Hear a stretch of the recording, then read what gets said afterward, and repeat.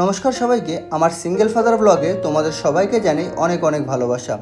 আমার জীবনের গল্প নতুন করে বলার মতন কিছুই নেই, তোমরা অনেকটাই জানো। তবুও প্রতিদিনের ছোট ছোট মুহূর্তগুলো আমি ক্যামেরায় তুলে তোমাদের সামনে তুলে ধরি, কারণ আমি বিশ্বাস করি জীবনে বড় কোনো গল্পে নয়, ছোট ছোট বাস্তব মুহূর্তই তৈরি হয়। আজকের দিনটা শুরু হয়েছিল খুব সাধারণভাবে, কিন্তু মনের ভিতরটা একটা চাপা দুশ্চিন্তা ছিল। অরিনের শরীরটা কয়েকদিন ধরে ভালো যাচ্ছিল না, গলার মধ্যে ফুলে আছে, মুখে ঘা, একটু ভালো হয় আবার খারাপ হয়। একজন বাবা হিসেবে এই জিনিসটা সহ্য করা খুব কঠিন। নিজের কষ্ট সহ্য করা যায়, কিন্তু সন্তানের কষ্ট দেখা যায় না। তার উপর আবার অদ্রিকার ঠান্ডা লেগেছে। তখন মনে হয় একা হাতে সব সামলানো কতটা কঠিন। কিন্তু তারপরে নিজেকে বলি, আমি ভেঙে পড়লে চলবে না, আমাকে শক্ত থাকতেই হবে, কারণ ওরা আমার ওপরেই ভরসা করে। আজ তাই দুজনকে নিয়ে ডাক্তারের কাছে গেলাম। ওদের হাত ধরে বসেছিলাম ডাক্তারের চেম্বারে। মনে হচ্ছিল জীবনে যত লড়াই আছে সব কিছু আমি মেনে নিতে পারি, যদি ওরা সুস্থ থাকে। ডাক্তার ওদের চেক আপ করে কিছু ওষুধ দিলেন, বললেন চিন্তার কিছু নেই, ঠিক হয়ে যাবে। সেই কথাটুকুই যেন একটু সাহস দিল। বাড়ি ফিরে আবার শুরু হলো আমার প্রতিদিনের লড়াই। রান্নাঘরে ঢুকে ভাবলাম আজ কিছুই করতে ইচ্ছা করছে না, মনটা শুধু ওদের নিয়েই পড়ে আছে। কিন্তু সংসার তো থেমে থাকে না, রান্না করতে হয়, ওদের খাওয়াতে হয়, ওদের পাশে থাকতে হয়। মাঝে মাঝে মনে হয় আমি যেন একটা চক্রের মধ্যে আটকে গেছি, একই রুটিন, একই কাজ।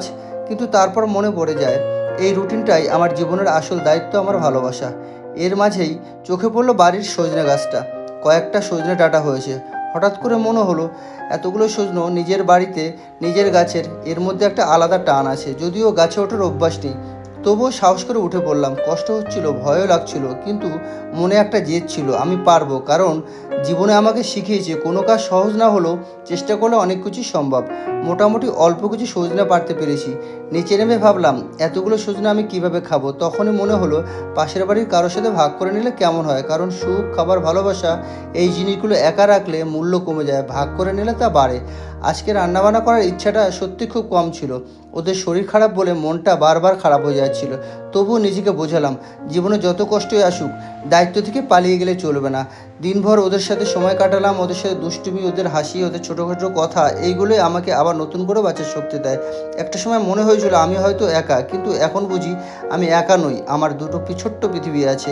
আজকের দিনটা আমাকে আবার নতুন করে কিছু শিক্ষা দিল। জীবনে কখনোই পারফেক্ট হবে না, কিন্তু আমার চেষ্টা পারি কিন্তু সুন্দর করে তুলতে। কষ্ট আসবেই, কিন্তু সেই কষ্টই আমাকে আরও শক্ত করে তোলে। আর ভালোবাসা যে, সেটা যতই কষ্ট থাকুক কখনো কমে না, বরং আরও গভীর হয়। দিনের শেষে যখন ওরা আমার পাশে ঘুমিয়ে পড়ে, তখন সব চিন্তা, ক্লান্তি দূর হয়ে যায়। তখন মনে হয় হ্যাঁ, জীবনটা কঠিন, কিন্তু আমি হেরে যাইনি, আমি এখনও লড়ে যাচ্ছি। এইভাবে প্রতিটা দিন কাটে, কিছু কষ্ট, দায়িত্ব আর অগাধ ভালোবাসা নিয়ে। আমরা এইভাবেই ভালো আছি। আর তোমরা যারা আমার এই যাত্রায় পাশে আছো, তাদের